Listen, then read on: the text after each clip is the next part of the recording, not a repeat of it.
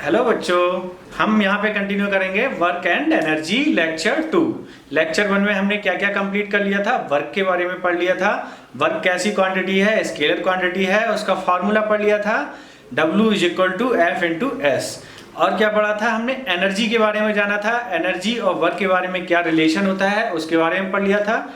Types of energy पढ़ लिए थे उसमें एक टाइप क्या था एनर्जी का, मैकेनिकल एनर्जी। और मैकेनिकल एनर्जी के दो टाइप्स थे, जिसमें एक काइनेटिक एनर्जी था और एक था पोटेंशियल एनर्जी।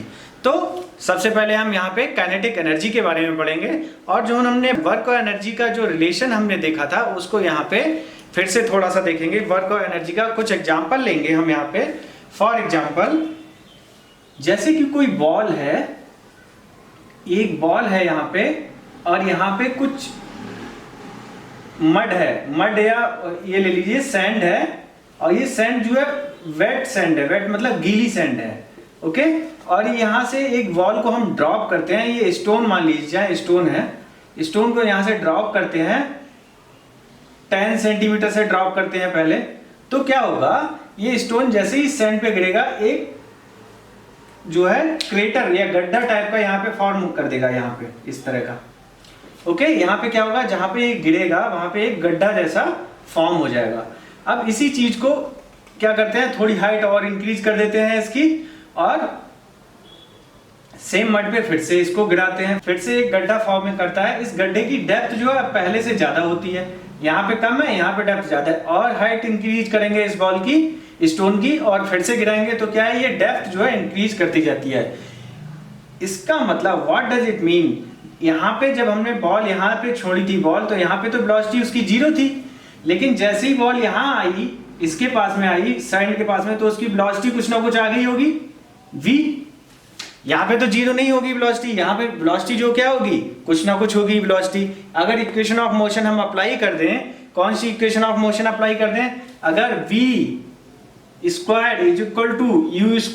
+ 2as, अगर ये इक्वेशन ऑफ मोशन मालूम अप्लाई कर दें, एक ही जगह यहाँ पे क्या है, एक्सीलरेशन g लगेगा, यहाँ पे gravity, acceleration due to gravity, s हमें मालूम ही होगा, s मालूम होगा, u 0 है, तो +2g × s, मतलब v² = 2gs and v = √2gs आ गया। इसका मतलब ये है, what I want to say here, there is some velocity। इस पॉइंट पे क्या है, कुछ ना कुछ वेलोसिटी है, वो कितनी वेलोसिटी है इस फार्मूले से हम देख सकते हैं।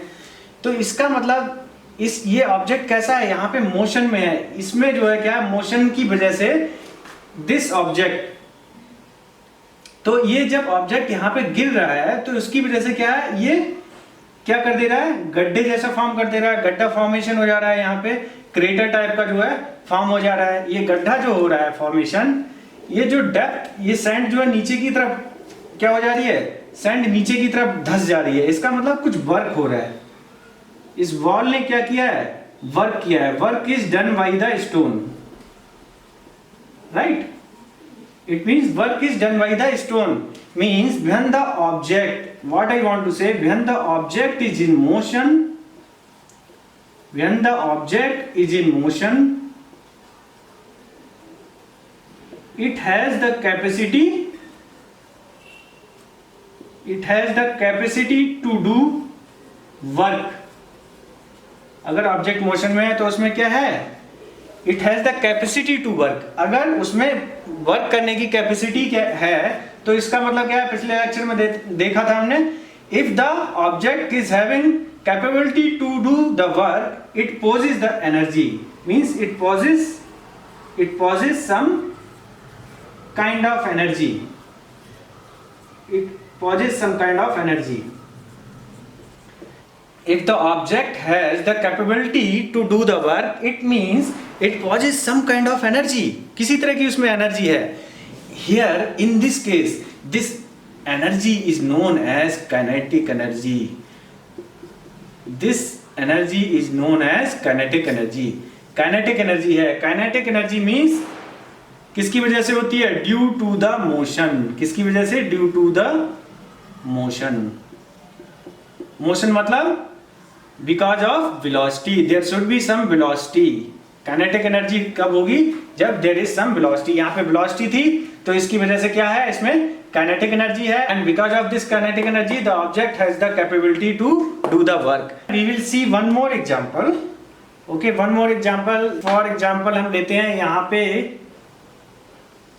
कोई एक मकान बन रहा है, हाउस कंस्ट्रक्शन चल रहा है, बिल्डिंग बन रही है। आपने अक्सर इस चीज को देखा हो, हाउस कंस्ट्रक्शन चल रहा है, बिल्डिंग बन रही है, तो वो क्या करते हैं लोग, यहाँ पे एक पुली लगा देते हैं और उस एक पुली से यहाँ पे एक बाल्टी या कुछ भी लगा देंगे, जिससे नीचे का जो मिक्सचर होता है सीमेंट वगैरह उसको इसमें भर लेते हैं, और दूसरे एंड को जो है यहाँ पे लोग अपने हाथ से खींचते हैं। एक या दो लोग इधर होंगे, उसको क्या करेंगे, हाथ से खींच रहे होंगे। उसमें सीमेंट का मिक्सचर मान लिया उसने, एम मास भर दिया है। ओके, तो होता क्या है, ये क्या है, रोप है, और ये क्या है, पुली। यहाँ पे पुली लगी होती है, एक देखा होगा घिरनी टाइप की जिसको बोलते हैं। पुली का वर्क होता है मोशन का डायरेक्शन चेंज करना। पहले मोशन वर्टिकल डायरेक्शन में था, यहाँ पे मोशन कैसा हो गया, हॉरिजॉन्टल डायरेक्शन में हो गया। तो पुली का वर्क होता है मोशन की डायरेक्शन चेंज करना। अब देखिए यहाँ से मैं बताना क्या चाहता हूँ, इस ऑब्जेक्ट पे मान लिया अभी इस कंडीशन में है, यहाँ पे फ्लोर पे है, अभी इस पे कितना वेट लग रहा है, m इंटू जी। अगर इसमें m मिक्सचर भर दिया है तो इसका वेट कितना है, mg। ओके, पुली जो रोप में क्या होती है, उतनी ही टेंशन पैदा हो जाएगी। टेंशन क्या होता है, tension is A type of force. याद रखिए, ज्यादा जानने के बारे में जरूरत नहीं है। टेंशन क्या है, tension is a force produced due to its weight. Tension जैसे क्या है, रोप जब लूज होती है तो हम क्या करते हैं, उसको टाइट कर देते हैं, तो उसमें क्या प्रोड्यूस हो जाता है, टेंशन। तो वो टेंशन क्या है, it's a type of force. ठीक है, तो यहाँ पे जो टेंशन प्रोड्यूस हो जाएगी, क्या हो जाएगी, टेंशन प्रोड्यूस हो जाएगी बिकॉज ऑफ दिस वेट। इसमें किसमें, रोप में। रोप में तो किस वजह से ये टेंशन प्रोड्यूस होगी, बिकॉज ऑफ इट्स वेट, क्योंकि ये वेट यहाँ पे लटका हुआ है। ठीक है, तो वो टेंशन जो होगी, ओके, तो what will be the value of this tension, this tension will be is equal to the mg। कितनी टेंशन प्रोड्यूस होगी, वेट के इक्वल। सेम टेंशन यहाँ पे भी होगी, सेम टेंशन क्या होगी, यहाँ पे भी होगी। Just consider I am pulling this रोप, इस रोप को पुल कर रहा हूं, इस वेट को मुझे लिफ्ट करना है, तो मैं क्या करूंगा, पीछे की तरफ जाऊंगा, पीछे की तरफ जाऊंगा इस तरह से, और यहां तक आ गया। तो ये क्या है, मास जो है क्या है, ये जो यहाँ पे वेट लटका हुआ है, ये क्या करेगा, थोड़ी ऊपर पोजीशन में पहुंच जाएगा। ओके, इसका मतलब ये मास अभी यहाँ पे था, अभी ये मास जो है इतनी हाइट पे पहुंच गया। कितनी हाइट पे, मान लिया s हाइट पे पहुंच गया। ओके, ये कितनी हाइट पे पहुंच गया, s हाइट पे पहुंच गया। अब यहां से देखिए होता क्या है, now you have done the work. Work कहां पे हो रहा है, यहाँ पे वर्क हो रहा है। Work is done by the person. जो पर्सन ये रोप खींच रहा है, उसने क्या किया, वर्क किया। कैसे इस वर्क को कैलकुलेट करेंगे, वर्क कितना होगा, फोर्स इंटू डिस्टेंस, यही होता है F इंटू एस। मान लिया ये कितना डिस्प्लेस हो गया, यहाँ पे ये डिस्प्लेस हो गया S, तो वर्क कितना हो जाएगा, T। फोर्स यहाँ पे कितना लग रहा है, टेंशन फोर्स इंटू S। देखिए यहाँ पे जो वर्क प्रोड्यूस्ड है वो T इंटू S, इतना वर्क प्रोड्यूस हो गया। अच्छा, वर्क कीजिए फॉर्म ऑफ एनर्जी। अब जो है आपने इस सिस्टम पे वर्क कर दिया, आपने किस पे वर्क किया है, इस ऑब्जेक्ट पे, इस जो मास लिफ्ट कर रहे हो उस पे वर्क किया है। इसका मतलब now the work is done on this object, means this object will be having some kind of energy. ठीक है, इसके पास कुछ ना कुछ एनर्जी आ गई होगी बिकॉज ऑफ दिस वर्क, जो वर्क आपने किया है। क्योंकि as per law of conservation of energy principle क्या होता है, energy can not be created, can not be destroyed. तो वर्क क्या है, work is a form of energy. तो आपने जो वर्क किया है वो कहीं ना कहीं तो स्टोर हो गया होगा वर्क करने के बाद। तो कहाँ स्टोर हुआ है, it is stored in this body. ये किस बॉडी में स्टोर हो गया, इस बॉडी में स्टोर हो गया है। ठीक है, और वो किसके फॉर्म में स्टोर हो गया है, उसको बोलते हैं पोटेंशियल एनर्जी। किसकी फॉर्म में स्टोर हो गया है, पोटेंशियल एनर्जी। पोटेंशियल एनर्जी मतलब energy stored in the body due to its height। उसकी हाइट की वजह से, ड्यू टू इट्स हाइट अगर जो है किसी बॉडी को थोड़ी हाइट पे ले जाओ तो उसमें क्या आ जाता है, पोटेंशियल एनर्जी आ जाती है। तो वो एनर्जी अभी जो यहाँ पे वर्क डन किया है वो किस फॉर्म में यहाँ पे कलेक्ट हो गया है, किस फॉर्म में स्टोर हो गई है वो एनर्जी, पोटेंशियल एनर्जी की फॉर्म में। ओके, तो समझ में आ गया। ओके, तो नाउ इट इज क्लियर कि वर्क और एनर्जी जो है किस तरह से एक दूसरे से रिलेटेड है। वर्क जो है यहाँ पे किया और वो जो है एनर्जी की फॉर्म में यहाँ स्टोर हो गया। इसमें देखा यहाँ पे क्या है, इसमें मोशन आया, मोशन की वजह से क्या हुआ, इसमें वर्क करने की कैपेबिलिटी आ गई। ठीक है, उस वजह से हमने देखा कि जो काइनेटिक एनर्जी इसमें गेन हुई है उस काइनेटिक एनर्जी किसकी वजह से, it is because of its motion. Motion means it depends on the velocity. Okay, so here my intention is to relate the work with the energy, work और energy को relate करना। Now one thing is clear from this example that kinetic energy is produced or generated because of the motion, because of the velocity. One more example we will see and we will derive the formula of the kinetic energy here. Just consider one wall is moving on a floor with initial velocity u. Initial velocity u है under uniform acceleration, you can say under uniform acceleration. Uniform velocity नहीं है, under uniform acceleration. One ball is moving under uniform acceleration. Under uniform acceleration, if the ball is moving, there will be a force acting on the ball in the direction of the displacement, in the direction of the motion. ठीक है, तो इसका मतलब क्या है, इस पे force लग रहा है, मान लिया वो फोर्स कितना है, F. Okay, after some time the wall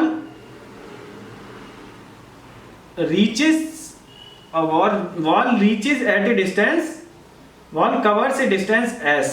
कुछ टाइम के बाद वो जो कितनी डिस्टेंस कवर कर लेती है बॉल, s डिस्टेंस। ओके, इस बॉल ने कितनी डिस्टेंस कवर कर ली, s distance. And this force is continuously acting through out this distance. ये फोर्स जो है कंटिन्यूअसली एक्ट कर रहा है इस डिस्टेंस तक, मतलब acceleration continuously is acting on this body. तो क्या होगा, इसकी वेलोसिटी चेंज हो जाएगी। अगर as per equation of motion देखें, इनिशियल वेलोसिटी u है और उस पर एक्सीलरेशन लग रहा है, तो क्या होगा, after some times, after travelling a distance s, उसकी वेलोसिटी क्या हो जाएगी, v, चेंज हो जाएगी, मतलब बढ़ जाएगी। तो मान लीजिए ये वेलोसिटी कितनी है, v, this velocity is v। Now we will see here, first we will calculate the work done by this force, work done by the force। जो फोर्स लग रहा है वॉल पे उसका वर्क डन कितना होगा। अगर वर्क डन हम फार्मूला लगाएं, W is equal to F into S, ये डिस्टेंस कितनी है, S, W is equal to F into S। Okay, F into S। सो ये क्लियर हो गया, यहां से W is equal to F into S, force लग रहा है F और डिस्टेंस ट्रेवल्ड कितनी है, S। Now apply the third equation of motion. Third equation of motion हमें डिस्टेंस मालूम है, S मालूम है, इनिशियल वेलोसिटी मालूम है, तो b square minus u square is equal to क्या होता है, 2as। 2as। ओके, यहां से s की वैल्यू निकालेंगे, यहां से s की वैल्यू अगर हम निकालेंगे तो क्या हो जाएगी, v square minus u square upon 2a जो है ये कहां चला जाएगा, डिनोमिनेटर में, v square minus u square upon 2a। Okay, ये एक्सीलरेशन कौन सा एक्सीलरेशन है, F इज इक्वल टू, अगर फोर्स F लग रहा है तो F इज इक्वल टू क्या होगा, ma, यही वाला एक्सीलरेशन है। ये कौन सा एक्सीलरेशन है, F is equal to ma, because of this force F जो एक्सीलरेशन प्रोड्यूस होगा वो वाला एक्सीलरेशन है इस इक्वेशन में। Okay, now this value of s we will put in this equation first, W is equal to Fs में इसको रख देंगे, तो क्या हो जाएगा, W is equal to F into s की जगह v square minus u square upon 2a। समझ में आ रहा है बच्चों, यहां से क्लियर होगा आई थिंक। कहीं पे कोई दिक्कत हो तो कमेंट कर दीजिए, कभी भी इन फ्यूचर आप कभी भी पूछेंगे तो मैं आपको क्लियर करूंगा इसको, बट देखते रहिए ध्यान से। कहीं पे भी अगर आपको दिक्कत होती है पॉज कर दीजिए वीडियो को बीच में और समझ लीजिए। ओके, पॉज करके समझ लीजिए थोड़ा सा, अगर कहीं पे दिक्कत होती है तो एफ क्या होता है, F is equal to M A as per the second law, F is equal to M A यहाँ पे पुट कर दीजिए, और V square minus you square upon 2a। यहां से देखिए a से a कैंसिल हो जाएगा, a से a कैंसिल आउट हो गया। ओके, तो यहां से देखेंगे, इसको मैं जरा इरेज कर दे रहा हूं। Okay, now w is equal to क्या आ जाएगा, w इज इक्वल टू क्या होगा, m into 1/2 V square minus you square. Okay, यही आ जाएगा यहां से, m into 1/2 V square minus A square. यहां से देखिएगा, इसको दूसरे फॉर्म में अगर मैं लिखना चाहूं तो w is equal to half m v square minus you square. ये जो क्या है, ये फार्मूला है work done by the force. This is work done by the force, work done by the force किस किस के पॉइंट के बीच में है। मान लिया यहां से स्टार्टिंग पॉइंट, इनिशियल पॉइंट से पॉइंट ए बोल दीजिए इसको, और इसको पॉइंट बी बोल दीजिए। तो work done by the force between point A and B, point A and B, मतलब इन दोनों पॉइंट के बीच में जो फोर्स ने वर्क किया है वो हमने यहां से कैलकुलेट कर लिया। Means if this work is done by this object, if the work is done by this force, this work will be stored in the form of energy. Because of this work done क्या हुआ है, इसकी velocity change हुई है, velocity change हुई है, इसका मतलब क्या है, इसकी काइनेटिक एनर्जी चेंज हुई है। बताया था, इफ वेलोसिटी, पहले वेलोसिटी कितनी थी, u वेलोसिटी थी, बाद में वेलोसिटी कितनी है, v वेलोसिटी है। तो इसका मतलब this work done by the force is equal to the change of kinetic energy of the object, change of kinetic energy of the wall. Okay, change in kinetic energy of the wall क्या होगा, यहां से ध्यान से देखिएगा, यहां पे हमने वेलोसिटी u को अगर हम 0 मान लें, u is equal to, if u is equal to 0, initial velocity is 0, u क्या है, initial velocity. If initial velocity is 0, initial velocity अगर 0 हो जाए तो ये w कितना हो जाएगा, work half m v square minus u की जगह 0 रख दीजिए, 0 का square 0, half m v square. और ये किसके इक्वल होगा, काइनेटिक एनर्जी के। तो ये जो वर्क है ये किसके इक्वल होगा, काइनेटिक एनर्जी के इक्वल होगा। मींस अगर कोई बॉल 0 से स्टार्ट करती है with 0 metre per second, 0 velocity से, रेस्ट से स्टार्ट कर रही है, 0 वेलोसिटी का मतलब क्या है, रेस्ट से स्टार्ट करती है। ओके, और after some time it gains a velocity v, उसकी वेलोसिटी कितनी हो जाती है, v हो जाती है। तो क्या है, आफ्टर टाइम t और after traveling a distance s under constant acceleration, under constant force, it will gain a kinetic energy is equal to half mv square। कितनी उसकी kinetic energy हो जाएगी, half mv square। बहुत ही important formula है, very important formula। kinetic energy of any object, कोई भी object having velocity v, कोई भी object अगर उसकी velocity v है एंड मास m है, मास कितना है, m है, तो काइनेटिक एनर्जी कितनी होगी, हाफ m v स्क्वायर। याद रखिएगा इसको, e के से भी दिखाते हैं, कहीं कहीं पे के ई शॉर्ट में भी के ई भी लिख देते हैं, कहीं कहीं पे काइनेटिक एनर्जी को के ई भी लिखते हैं। तो e k is equal to क्या हो जाएगा, हाफ m v स्क्वायर।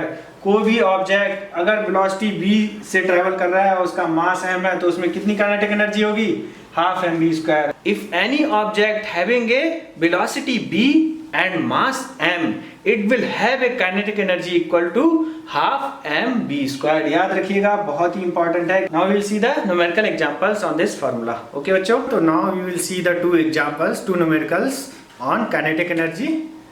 पहला न्यूमेरिकल क्या है, first numerical is an object of mass 15 kg, mass given कितना है, given mass is 15 kg, is moving with uniform velocity. Velocity कैसी है, यूनिफॉर्म वेलोसिटी है, कितनी, u is equal to 4 metre per second, या u बोल दीजिए या b बोल दीजिए, v is equal to 4 metre per second.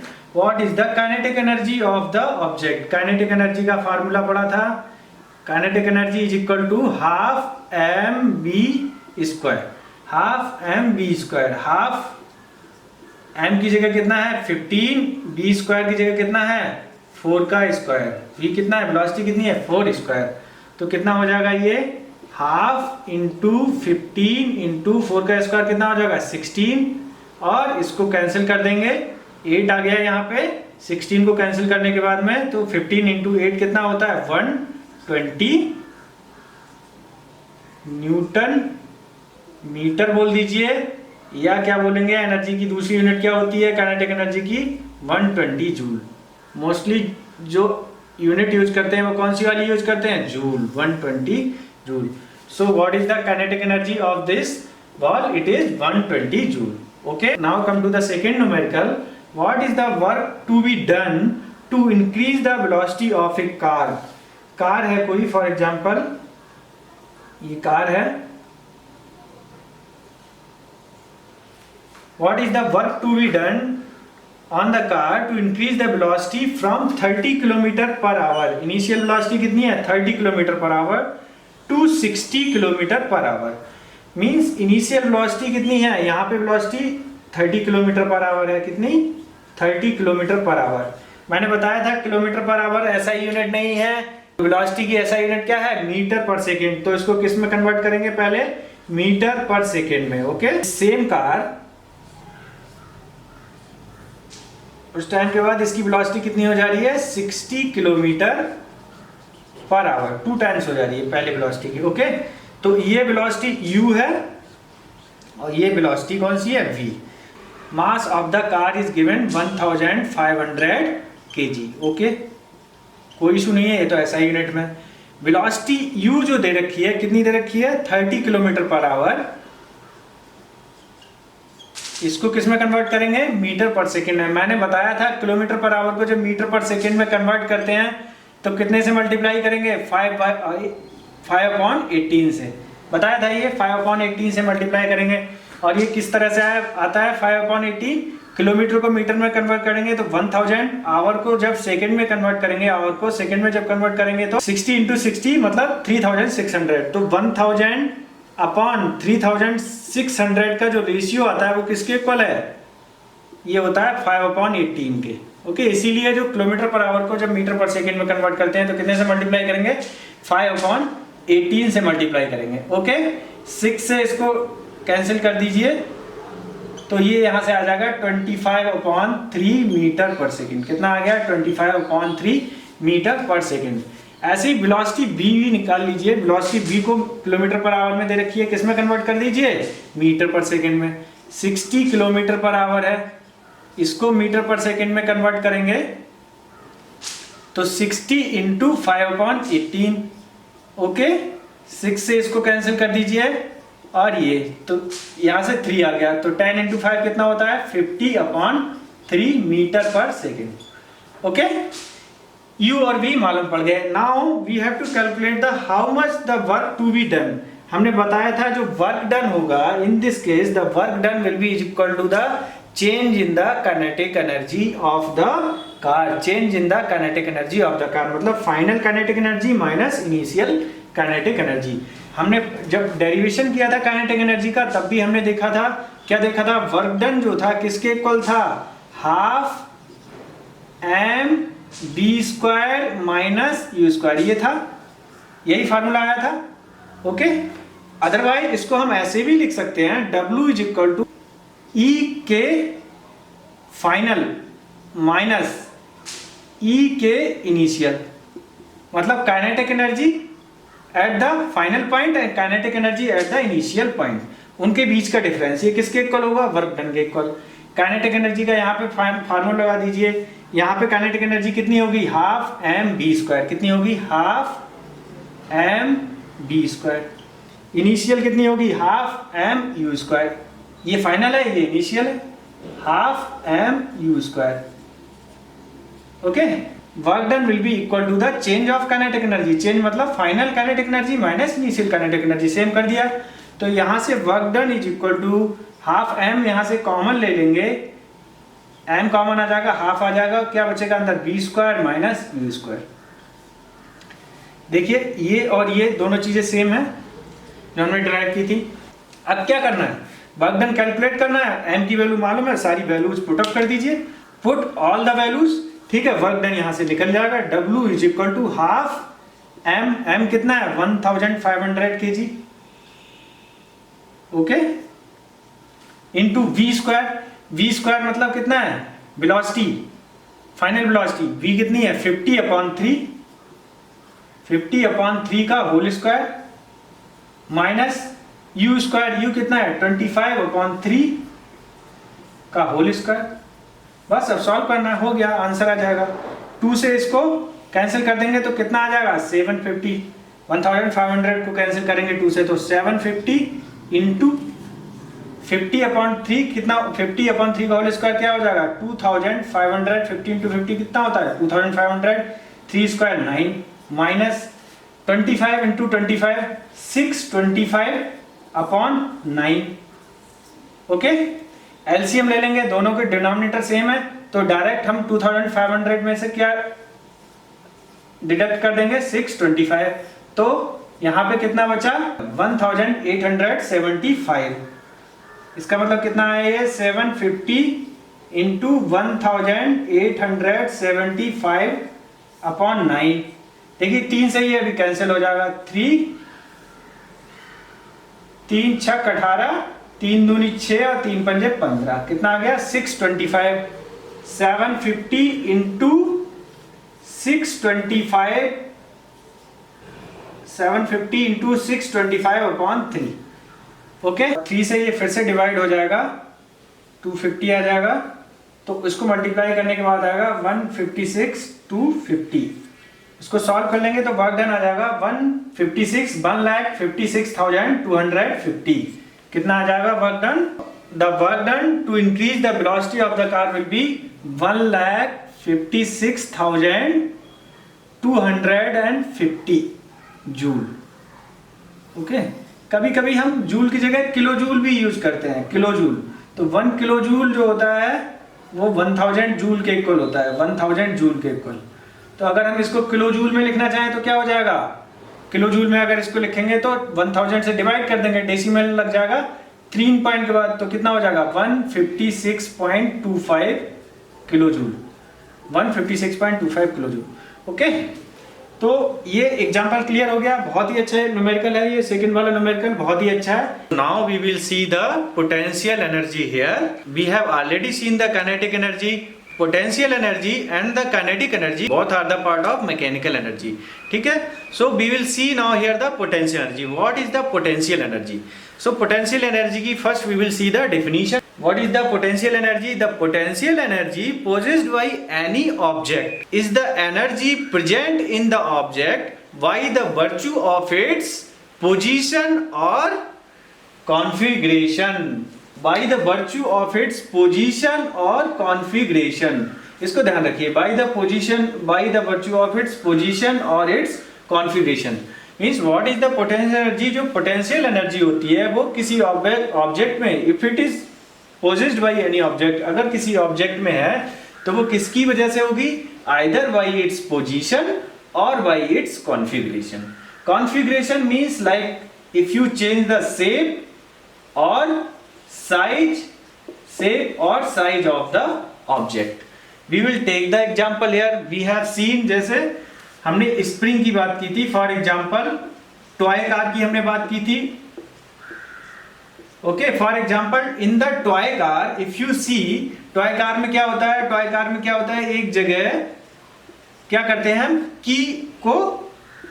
की होती है और की को क्या करते हैं, रोटेट करते हैं, की को रोटेट करते हैं और अंदर एक स्प्रिंग होता है, coil spring, leaf spring, okay. अंदर एक कॉइल स्प्रिंग होता है, वो क्या होता है, जैसे जैसे हम की को रोटेट करते हैं वैसे वैसे कॉइल स्प्रिंग जो होता है वो क्या होता है, कॉन्ट्रैक्ट होना शुरू हो जाता है, उसका साइज जो है कम होना शुरू हो जाता है। तो means it is whatever work we are doing on the key, it is stored in the form of potential energy in spring. इन टॉय कार में जो हम की को रोटेट करते हैं, the work is done, it is stored in the form of potential energy. Okay, one more example, if we take simple spring, if we see, कोई simple spring इस तरह का देखा है। ओके, ये स्प्रिंग है नेचुरल स्टेट में, अभी इसकी लेंथ मान लिया L है, अब इस पे फोर्स लगाया और इसकी लेंथ को चेंज कर दिया, फोर्स लगाया, इस पे फोर्स लगाया तो क्या किया, फोर्स लगाने पे क्या हुआ, इधर उधर फोर्स लगाया तो क्या हुआ, इधर साइड से, दोनों साइड से फोर्स लगाया तो क्या हुआ, हमने वर्क किया इस पे, and that work is stored in the form of spring potential energy. Spring potential energy किसमें सेव हो गया, इन the form of spring potential energy. जब भी इसको छोड़ेंगे तो क्या होगा, ये बैक आ जाएगा, ये वापस अपनी पोजीशन को रिगेन कर लेगा, वापस अपनी लेंथ में आ जाएगा। तो क्या है, इसका मतलब कोई ना कोई एनर्जी स्टोर्ड है। इसका मतलब जो वर्क है, इट मींस जो वर्क हमने किया था वो किस फॉर्म में स्टोर हो गया, एनर्जी की फॉर्म में स्टोर हो गया, और वही एनर्जी जो है अब इसको वापस किस में लेके आ रही है, ओरिजिनल लेंथ में लेके आ रही है। In the same case of toy car में क्या था, हमने वर्क किया, वो वर्क किस फॉर्म में स्टोर हो गया, पोटेंशियल एनर्जी की फॉर्म में, और जब हम कार को फ्लोर पे छोड़ते हैं, इसी कार को जब हम फ्लोर पे छोड़ते हैं तो क्या होगा, कार जो है आगे की तरफ मूव करने लगती है। ओके, आगे की तरफ मूव करने लगती है, इसका मतलब मूव कर रही है आगे की तरफ, क्या है, तो वो क्या कर रही है, वर्क कर रही है, किसी फोर्स से मूव कर रही है। ओके, तो वो क्या कर रही है, वर्क कर रही है। इसका मतलब फिर से वो जो है एनर्जी किस में कन्वर्ट हो गई, पोटेंशियल एनर्जी वर्क में कन्वर्ट हो गई। Okay, and one more example, if you want to see lifting of any, lifting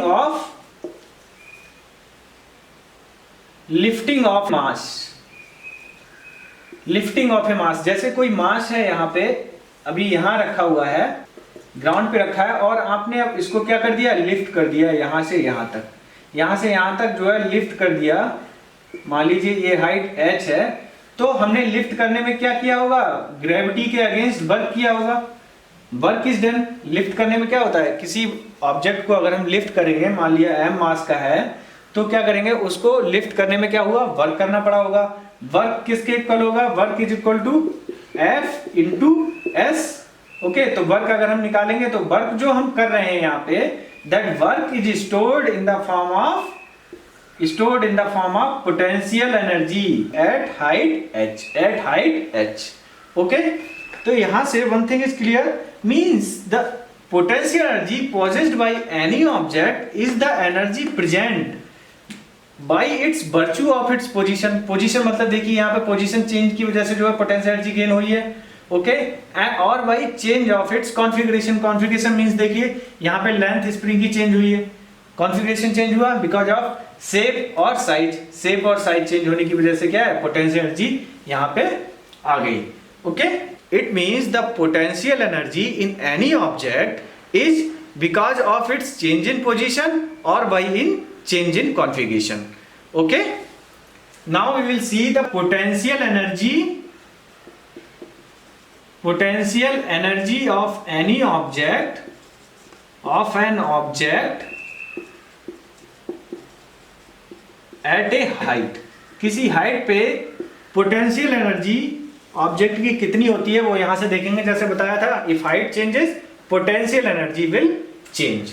okay, just consider a mass, एक मास कंसीडर कीजिए, ए मास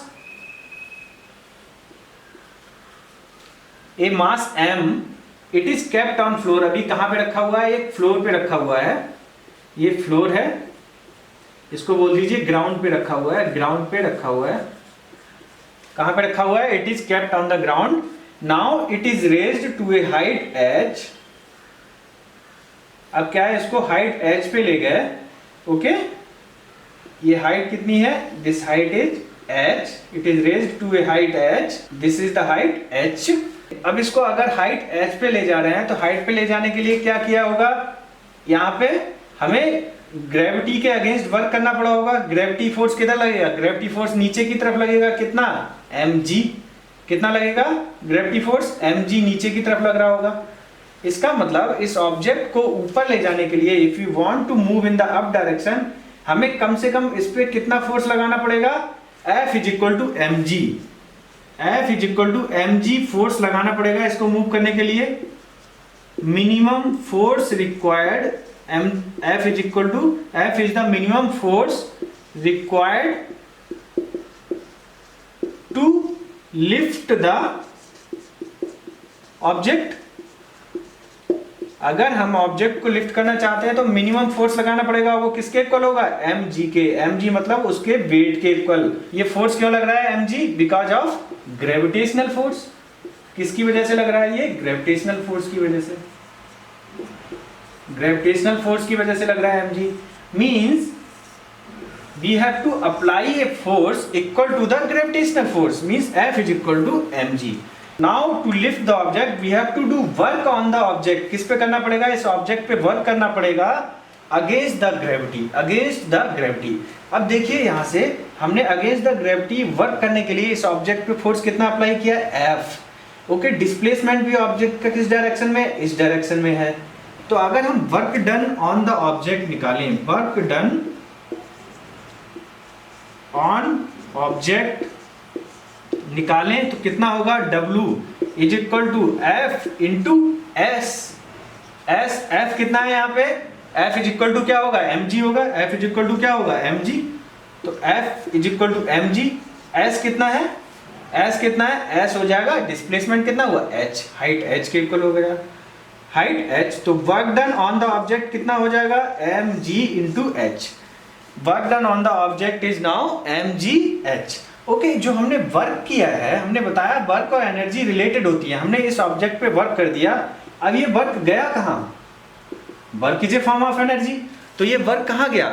देखिए इन केसेस में क्या था, हम जो वर्क कर रहे थे वो कहीं ना कहीं पोटेंशियल एनर्जी की फॉर्म में स्टोर हो रहा था। यहाँ पे भी वो जो है पोटेंशियल एनर्जी की फॉर्म में स्टोर हो रहा है, और उस पोटेंशियल एनर्जी को बोलते हैं gravitational potential energy. Gravitational potential energy, potential energy को शॉर्ट में लिख दूंगा मैं gravitational potential energy. Potential energy को मैं शॉर्ट में लिख दूंगा P इंटू ई। तो वो इस हाइट पे जो है ग्रेविटेशनल पोटेंशियल एनर्जी की फॉर्म में स्टोर हो गया है। Means the object which is at a height of h from the ground has the potential energy, has the gravitational potential energy is equal to mgh। इसको gravitational potential energy को या potential energy को बोल देंगे EP। Kinetic energy को E के से दिखा रहे थे, इसको दिखा देंगे EP is equal to mgh। ये क्या है? EP gravitational potential energy. ये क्या है? Gravitational potential energy. ओके, तो ग्रेविटेशनल पोटेंशियल एनर्जी का फार्मूला हमें मालूम पड़ गया क्या है? EP is equal to mgh। बहुत ही इंपॉर्टेंट है, इसको याद रखिएगा, बहुत ही ज्यादा इंपॉर्टेंट है। ओके, रिमेंबर दिस, ये बहुत ही ज्यादा इंपॉर्टेंट है। EP is equal to mgh। जैसे E k is equal to half mv square kinetic energy का फार्मूला जो पढ़ा था, ऐसे ही पोटेंशियल एनर्जी को भी याद रखना है। दोनों ही चीजें बहुत इंपॉर्टेंट है। EP is equal to mgh। E k is equal to half mv square होता है और EP is equal to mgh। So this is the potential energy of any object at a height h। Okay, now if we see this potential energy of the object depends on the difference between the heights. Potential energy depends on the difference in the initial and final position. Initial and final position, initial और final position पे depend करता है। देखिए initial position यहाँ पे कितनी थी? s is equal to 0। अब यहाँ पे s इज इक्वल टू कितना है? h। ओके, तो ये किस पे डिपेंड करती है? इनिशियल और final position with respect to the ground, with respect to the ground. Ground और इसको बोलते हैं reference, with respect to reference. Okay, उसकी पोजीशन क्या है ऑब्जेक्ट की with respect to the ground, ground के रिस्पेक्ट में क्या है, तो उससे जो है क्या मालूम पड़ेगी? उसकी पोटेंशियल एनर्जी मालूम पड़ जाएगी। फॉर एग्जांपल सेम ऑब्जेक्ट अगर रखा हुआ है यहाँ पे, इस हाइट पे रखा हुआ है, ग्राउंड आपका यहाँ है, ग्राउंड आपका यहाँ है और ये हाइट है h। तो if somebody ask you what is the potential energy of the object with respect to ground, you will say mgh। कितनी है, mgh। अगर कोई एक यहाँ पे फॉर एग्जांपल गड्ढा है, यहाँ पे एक गड्ढा है और आप यहाँ पे खड़े हुए हैं, आप क्या है इस गड्ढे में खड़े हुए हैं और पूछा जाए यहाँ इस पॉइंट के रिस्पेक्ट में इस ऑब्जेक्ट की, और ये हाइट जो है कितनी है, ये कैपिटल एच है, मान लिया ये हाइट ज्यादा है यहाँ के रिस्पेक्ट में। तो अगर आपसे पूछा जाए what is the potential energy of this object with respect to you if you are standing here, किसी गड्ढे में नीचे की तरफ को खड़े हुए हैं, तो इसकी पोटेंशियल एनर्जी कितनी हो जाएगी यहाँ पे, mg into capital H, mg into capital H. Means क्या है, रेफरेंस पॉइंट कौन सा है, पहले ये रेफरेंस पॉइंट ये वाला था ग्राउंड का, अब ये वाला है रेफरेंस पॉइंट। तो रेफरेंस पॉइंट अगर चेंज होगा तो पोटेंशियल एनर्जी भी उसके रिस्पेक्ट में चेंज हो जाएगी। Okay, so potential energy of any object at a height h is defined by mgh। Okay, one more thing we see, अगर इस ऑब्जेक्ट को फॉर एग्जांपल ये ऑब्जेक्ट है यहाँ पे था और मैं इसको हाइट h पे ले गया स्ट्रेट, इसको हाइट h पे यहाँ से ले गया स्ट्रेट, तो इसकी पोटेंशियल एनर्जी यहाँ पे है mgh। अगर सेम ऑब्जेक्ट पहले यहाँ पे था, फिर थोड़ी देर के बाद मैं इस हाइट पे लेके रख दिया मैंने उसको, उसके बाद जो है फिर से इस हाइट पे ले गया सेम हाइट पे, इसका मतलब पहले ऑब्जेक्ट को मैं यहाँ से यहाँ ले गया, फिर ऑब्जेक्ट यहाँ से लेके यहाँ आया। ओके, पहले पाथ जो था वो स्ट्रेट था, पहले पाथ कैसा था, स्ट्रेट पाथ था। अब जो है पाथ जो है चेंज हो गया, अब पहले इधर से इधर ले जाके रखा, फिर इधर से इधर ले जाके रखा। तो बताइए पोटेंशियल एनर्जी चेंज होगी क्या? इस ऑब्जेक्ट की हाइट सेम है, अभी फाइनल हाइट जो है अभी सेम है, मतलब इस ग्राउंड के रिस्पेक्ट में फाइनल हाइट जो है अब वो कितनी है, h ही है, चाहे इस पाथ में देखो चाहे इस पाथ में देखो। Means the potential energy is same mgh। कहने का मतलब क्या है, potential energy of the object only depends upon the initial and final position, not on the path, not on the path of the object. Object के path पे depend नहीं करता कि वो किस तरह से आप उसको ऊपर ले गए हो, सीढ़ी से लेके ऊपर ले गए हो या रोप से ऊपर खींचा है। ओके, उस पे चीज पे डिपेंड, उस पे डिपेंड नहीं करता है। वो पोटेंशियल एनर्जी किस पे डिपेंड करती है, इनिशियल और फाइनल पोजीशन क्या है, उसके डिफरेंस कितना है, उस पे डिपेंड करती है potential energy. Okay, so here it is clear that potential energy of any object depends on the difference in the initial and final position with respect to the ground or the reference, ground or the reference। reference मतलब किसके respect में देख रहे हो, किस plane के respect में। Okay बच्चों, तो यहाँ से पोटेंशियल एनर्जी क्लियर हो गया। क्या होता है फार्मूला इसका याद रखना है, EP इज इक्वल टू क्या होता है, mgh, and the potential energy depends on the difference in the initial and the final position of any object with respect to the ground. Okay, kinetic energy और potential energy को हमें याद रखना है बच्चों, क्योंकि इसकी न्यूमेरिकल्स में बहुत ही ज्यादा जरूरत पड़ने वाली है। ओके बच्चों, तो यहाँ से दो न्यूमेरिकल देखेंगे पोटेंशियल एनर्जी पे। फर्स्ट न्यूमेरिकल क्या है, mass 10 kg is lifted by a height of 6 metre. कोई मास है, it is lifted a mass 10 kg, mass कितना है, 10 kg का मास है, it is lifted by a height of कितना, 6 मीटर। ये हाइट कितनी है, कितना लिफ्ट कर दिया इसको, 6 मीटर। डायग्राम बना लीजिए, अंडरस्टैंडिंग अच्छी होगी। ये ग्राउंड से कितना लिफ्ट कर दिया इसको, 6 metre. What is the potential energy of the object, तो at a height h potential energy कितनी होती है, mgh। हमने फार्मूला पढ़ा है, EP इज इक्वल टू क्या हो जाएगा, mgh। m कितना है, 10 kg मास है, g की वैल्यू दे रखी है गिवन कितनी, 9.8 इंटू h कितना है, 6 है। मल्टीप्लाई कर दीजिए, 9.8 को 10 से करेंगे 98 इंटू 6। ओके, और इसको मल्टीप्लाई करेंगे तो 6 48 और 4 बचा, 6 नेम 54 और 4 58, 588 joule. EP is equal to कितना आ गया, EP विल कम 588 जूल। इसका मतलब इस पॉइंट पे यहाँ पे पोटेंशियल एनर्जी कितनी होगी, 588 joule. Okay, now the in example 2 we will see if a mass of 12 kg, कोई मास है 12 kg का, it is raised to a certain height, we don't know the height, it is raise to a certain height, ये ground है, ground से height पे certain height मान लीजिए h, it is raise to a certain height h, it possess a 480 joule, यहाँ पे potential energy कितनी है उसकी 480 जूल, ओके।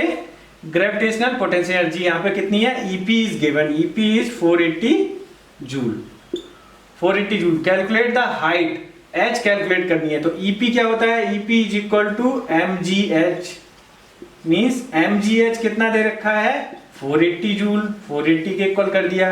m कितना है, मास इज 12 kg, तो मास की जगह 12 रख दो। g की वैल्यू यहाँ पे कितनी लेनी है, 10 लेनी है, गिवन है, इनटू h कैलकुलेट करना है, इज इक्वल टू 480, तो h इज इक्वल टू क्या हो जाएगा 480 अपॉन 12 इंटू 10, 0 से 0 कैंसिल हो गया, 48 डिवाइडेड बाई 12 कितना आ जाएगा 4, height is equal to 4 metre. इसका मतलब वो ऑब्जेक्ट कितनी हाइट पे है, 4 मीटर हाइट पे है, कितनी हाइट पे है 4 मीटर हाइट पे है। अगर पोटेंशियल एनर्जी मालूम है तो हम उसकी हाइट जो है कैलकुलेट कर सकते हैं, ओके। ओके बच्चों, तो ये क्लियर हो गया दोनों न्यूमेरिकल्स। अब इसके बाद हम देखेंगे law of conservation of energy, बहुत ही इंपॉर्टेंट प्रिंसिपल है।